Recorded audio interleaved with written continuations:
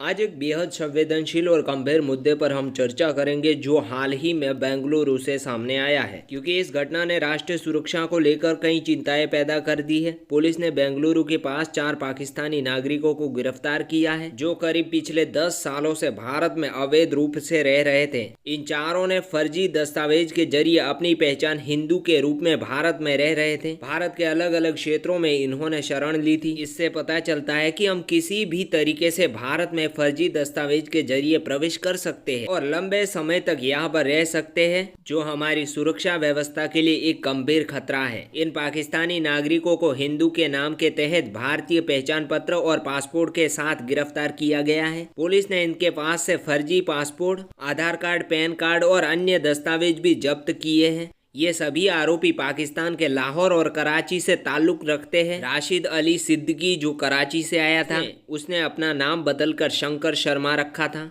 इसी तरह अन्य 3 आरोपियों ने भी हिंदू नाम का इस्तेमाल किया था। जैसे आयशा नाम की महिला ने आशा नाम रखा था, हानिफ मोहम्मद ने राम बाबू शर्मा रखा और रूबीना ने रानी शर्मा नाम रखा। ये सभी लोग कराची और लाहौर से आए थे। पिछले 10 सालों से भारत में अवैध रूप से रह रहे थे। इस घटना ने कर्नाटक सरकार को चिंता में डाल दिया है। उन्होंने केंद्र सरकार की एजेंसियों की भूमिका पर भी सवाल खड़े किए हैं। कैसे ये लोग बिना पकड़े 10 साल तक भारत में रह रहे थे। पुलिस ने इस मामले की जांच शुरू कर दी है, जिसमें इंटेलिजेंट ब्यूरो यानी IB को भी शामिल किया गया है। पुलिस ने ये पता लगाया है कि ये MFI नामांकक एक संगठन से जुड़े थे जिसे पाकिस्तान में प्रतिबंध किया गया है। MFI पर आरोप है कि वे इस्लामिक मूल्यों का अपमान करते हैं और पाकिस्तान में इस संगठन के सदस्यों को कड़ी सजा दी जाती है।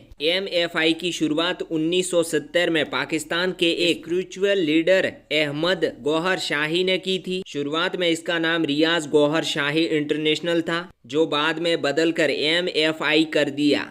ये संगठन धार्मिक आज़ादी, मानव अधिकार और शांति का प्रचार करता है और सूफी परंपराओं का समर्थन करता है। हालांकि पाकिस्तान में जो संगठन है वो इसके विचारों से असहमत थे और इस संगठन को इस्लाम के खिलाफ मानते थे और इसी कारण से पाकिस्तान में MFI को बैन कर दिया गया।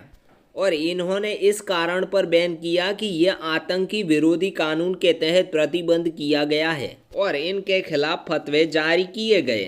कुछ सदस्य इस संगठन के थे वो बांग्लादेश में गए, कुछ संगठन के सदस्य भारत में आकर बस गए। 2007 में 63 पाकिस्तानी MFI के सदस्य भारत के टूरिस्ट वीज़ा प्राप्त किया और फिर यहाँ पर आकर बस गए। उस समय भारत सरकार ने इनके खिलाफ मामला दर्ज किया, लेकिन 2011 में इन्हें रेफ्यूजी स्टेटस दिया गया। उसके बाद कुछ सदस्य कनाडा, अमेरिका और यूरोप के अन्य देश में चले गए, जबकि कुछ भारत में ही रुक गए। अब जो 4 लोग हाल ही में गिरफ्तार हुए हैं वो MFI के सदस्य बताए जा रहे हैं। इस संगठन का अध्यक्ष अमजद गौहर जो वर्तमान में UK में है, और इसने कहा है कि इन लोगों को अगर पाकिस्तान वापस भेजा जाता है तो इनकी जान को खतरा है। उन्होंने भारत सरकार से अनुरोध किया है कि इन चारों लोगों को शरण दी जाए, तब तक भारत में रहने दिया जाए जब तक उन्हें अन्य देशों में रेफ्यूजी स्टेटस ना मिल जाए। लेकिन इस घटना ने भारत की सुरक्षा एजेंसी और केंद्र सरकार को एक बड़ी जिम्मेदारी के तहत खड़ा कर दिया है।